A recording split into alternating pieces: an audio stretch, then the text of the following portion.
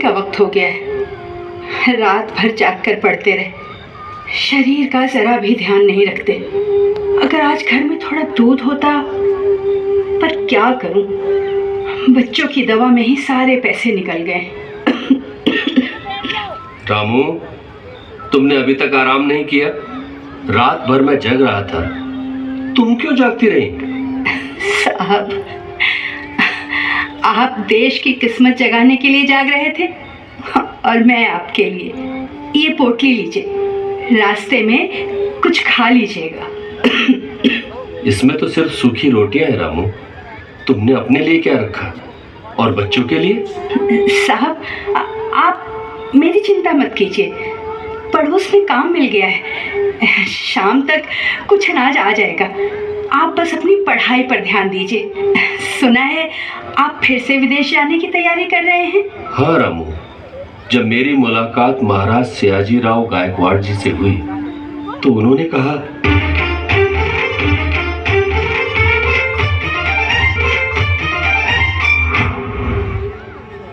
भीमराव, मैंने तुम्हारे कॉलेज की रिपोर्ट देखी है। मुंबई के कॉलेज से स्नातक करना अपने आप में बड़ी बात है, और वो भी उन परिस्थितियों में जिनमें तुम रह रहे हो। हुजूर, ये आपकी कृपा है। अगर आपकी छात्रवृत्ति न होती तो मेरे लिए कॉलेज की दहलीज पार करना भी नामुमकिन था। प्रतिभा किसी की मोहताज नहीं होती भीमराव। हाँ, लेकिन मैं देख रहा हूँ कि तुम्हारी प्यास अभी बुझी नहीं है। वैसे तुम आगे क्या करना चाहते हो?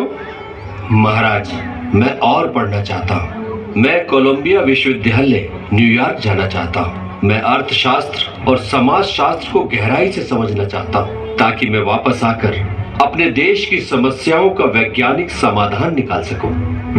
अन्नदाता क्षमा करें, पर क्या एक अछूत बालक को 7 समंदर पार भेजना उचित होगा? हमारे शास्त्रों के अनुसार। शास्त्रों से बड़ा ज्ञान है और परंपराओं से बड़ी मानवता। ये दरबार जातियां नहीं गिनता, ये योग्यता तौलता है, और भीमराव की योग्यता हिमालय जैसी अटल है। भीमराव, मैं तुम्हें कोलंबिया विश्वविद्यालय भेजने के लिए तैयार हूँ। राज्य तुम्हारी पढ़ाई का सारा खर्च उठाएगा। हाँ, लेकिन मेरी एक शर्त है। शर्त? आज्ञा दे महाराज।